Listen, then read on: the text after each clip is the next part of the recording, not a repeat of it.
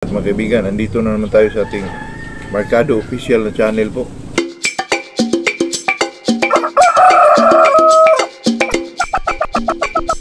Pag-usapan natin mga kaibigan kasi itong kaibigan natin na si Pochulo Katura ay nag-comment na naman mga kaibigan. Ano ba daw yung 12:30 mga kaibigan? Ang 12:30 mag-count lang kaya ng 12 tapos may ano yan kaibigan, yung parang biak sa kaliskis po. Yun ang tinatawag na midya, 12 midya mga kaibigan. Pero sa natatandaan ko po mga kaibigan kasi itong kaliskis naman mga kaibigan ay hinahanap lang natin yung parang ano po ba yung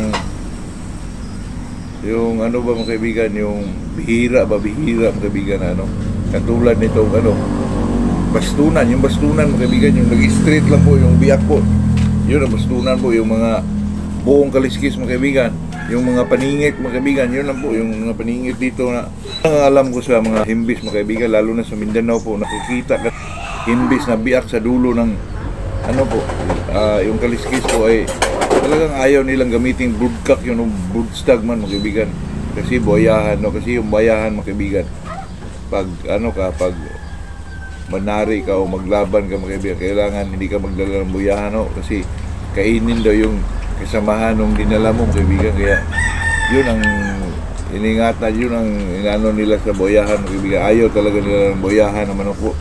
Hindi ko lang alam kung anong tawag doon sa Tagalog mga kaibigan. Kaya sa atin dito ay yung pinag-usapan natin yung kaliskis po, napakaganda po. Nakita mo sa sweater yung ano talaga mga kaibigan, yung trismedia, yun talaga po. Ang dami mong makita dyan sa mga sweaters mga kaibigan, yung trismedia na kaliskis po. So ako naman dyan mga kaibigan, itong kaliskis, hindi naman ako dyan hindi naman ako dyan nagbase mga kaibigan, kasi pag maganda ang kaliskis ng iyong manok, talaga pamana din yung kaliskis na yan sa offspring nila mga kaibigan. Pero alam mo na, mas maganda naman yung marunong kang tumingin sa mga magagandang sinyalis po bilang kaliskis, kasi wala namang mawala sa atin mga kaibigan. Ay isa din yun sa mga nagdala ng sa isang manok mga kaibigan. Kahit mga sweaters lang, example, trismedia yung manok ko, parang kampante po ako kaibigan, kahit alam ko naman po na di yan totoo na pag trismedia yung manok ay siguradong manalo na po. Kaya sa atin dito mga kaibigan, bilang isang magmamanok, dapat alam din natin yung mga yun, kasi alam mo na, Pilipino tayo, yung mga tungkol sa buwan naman po ay medyo ako baliktad yung sa akin mga kaibigan. Natutunan ko yun sa isang matanda na kaibigan ko doon sa Mindanao. Pag medyo may buwan, yung mga dark side na manok ang ilalaban po, baliktad talaga mga kaibigan. Pag pag medyo walang buwan naman, yung mga light na manok naman. Kaya yun ay nadala ko talaga sa sarili ko, na yun ang ginagawa ko hanggang ngayon po. Kaya if you talk about kaliskis ng manok mga kaibigan, sa akin naman po ay hindi ko naman sinasabing hindi ako maniniwala dyan. Ako naman ay medyo 50-50 dyan mga kaibigan. Kasi pag may nakita kong trismedia na sweater ko, ay talagang kampante din ang sarili ko mga kaibigan na manalo itong manok na to. Kaya doon lang po mga kaibigan. Pero itong 12 media na tinatawag ni Pochulo, hindi ko naman masyado kabisado yun mga kaibigan. Kaya sa atin dito, ang iniwasan ko lang dyan ay yung mga medyo bayahan ng manok po. Kasi sa Mindanao mga kaibigan, pag makita mo yan, katsawan ka mga kaibigan, kung ginagamit ng broodcock, ako, huwag mo nang gamitin. Pag doon ka na gano'ng kaibigan, katsawan ka sa mga kaibigan mo po. Kaya sa atin naman dito ay kahit ganyang mga sistema po ay gusto ko po na masunod din natin yan, kasi bilang isang Pilipino, lalo na tayo dito, ako naman dito na magmamanok ako mga kaibigan, ay talagang matuwa po ako pag may manok ako na trismedia po. Talagang napakasulid na manok na yan kaibigan.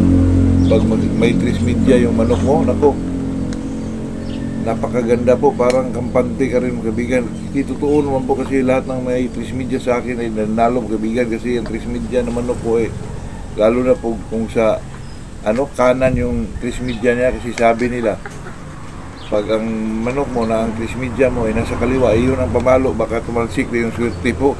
Kaya mas maganda yung kanan yung trismedia mga kaibigan. Yun lang po ang ating tutunan sa mga kapwa din natin sa Bugiro na medyo ahead sa atin, yung mga mentor natin na maririnig din natin na yung mga kaliskis na yun ay, pero yung ibang mga parte ng kaliskis mga kaibigan, hindi ko rin alam yun, kasi may mga iba pa doon na medyo malalim-lalim na po. Yung mga basic lang na magandang kaliskis, ayun lang ang nalalaman natin mga kaibigan. Sa atin naman dito ay talagang, itong sa atin ay talagang usapang magmamanok lang po. Pag magandang kaliskis na yung manok ay siguradong mananalo na, hindi po. Kasi kung ganon, ay hindi tayo maniwala sa swerte o balas mga kaibigan.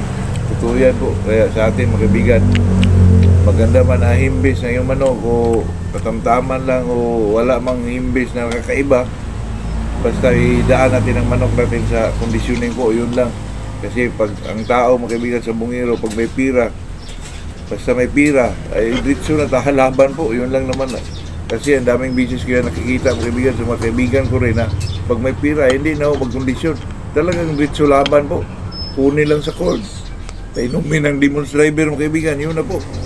Talagang laban na, pero ganun, yung mga estilong ganun mga kaibigan, sayang ang pira po. Yun lang mga kaibigan. Good morning sa ating lahat po.